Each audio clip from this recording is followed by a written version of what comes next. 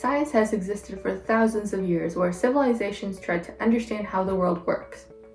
Currently, when we are researching new things, it's all about expanding our knowledge, like learning what a specific protein does, how can a chemical molecule be modified to treat a disease, or how can we detect what distant planets are made of. On the other hand, our ancestors were focused on science that would benefit their daily lives or explain some natural phenomena, such as why does the moon have different phases? Why does the river flood? Or how do seasons exist? One of the earliest times we think about when looking at the history of science is in ancient Greece. At this time, science was known as natural philosophy, where they primarily studied nature and the physical world. Some natural philosophers that you may have heard of are Plato, Aristotle, and Socrates. Natural philosophy was not about creating standardized methodologies, but rather trying to grasp a better understanding of how the world works. As philosophers, they focused on asking questions rather than trying to find the answers. As they were in a period of time where religious figures were governing entities, their ideas had to conform with prevalent religious beliefs. A unique facet of natural philosophy, unlike modern science, was the exploration of multiple disciplines. Currently, people are specialized in fields, while natural philosophers would have a person exploring multiple subjects like mechanics, astronomy, and fluid dynamics. Although Greece is a major milestone in the development of modern science, Greece is not the only country that had a well-developed interest in science. Many countries had their own version of science as well, which we don't often learn about. Due to trade and migration, the exact origin of some discoveries is unclear, but many civilizations and cultures had developed their own mathematics, physics, astronomy, and medicine. The need for numbers can be quite apparent in our lives, from trying to buy a cup of coffee to keeping track of how much medication you have left. The need for numbers existed in the past as well, such as understanding the value of a product to trade or accounting for a herd of animals. As a result, many civilizations had developed a system for counting. They varied in the way the numerals would look or even in the way you would count. The modern numeracy system is based on the Hindu-Arabic numeral system.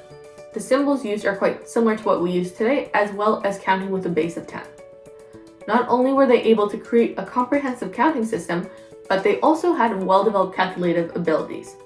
Ancient Egyptian and Indian mathematicians had developed an in-depth understanding of geometry, like area and volume, trigonometry, and algebra, which predate many famous Greek mathematicians. Another major need-driven discipline was medicine. Illnesses have affected people and animals for numerous years.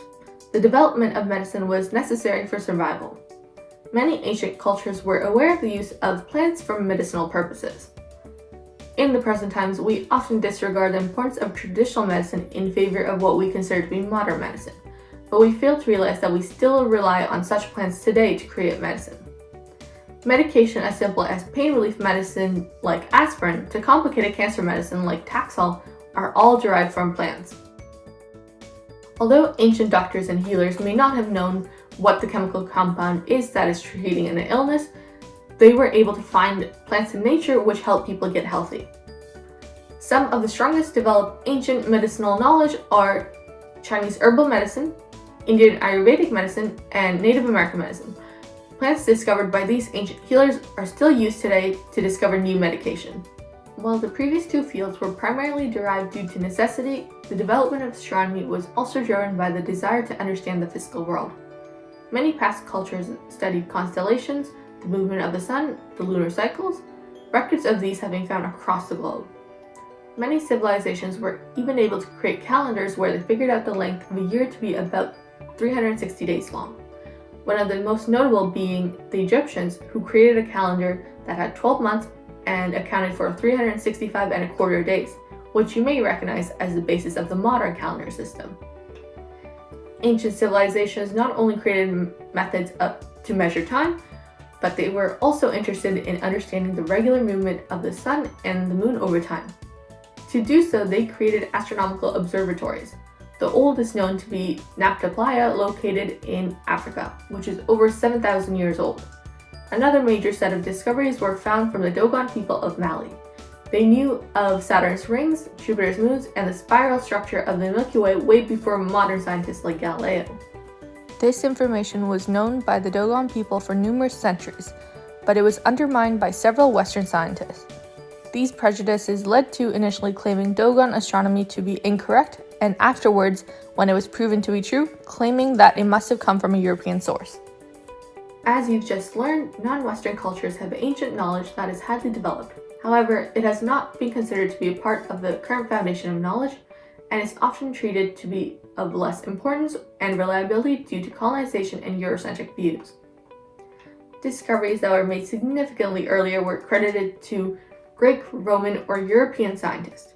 For example, the use of the Pythagorean theorem is found in Indian, Chinese, Egyptian, and Persian history, predating the existence of the Greek Pythagoras, who is currently named after.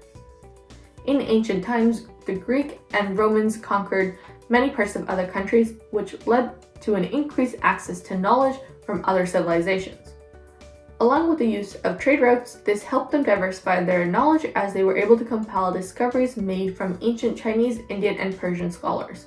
So, how did the notion of Western science spread? It occurred as Europeans like Spain, England, France, and Portugal colonized the countries around the world.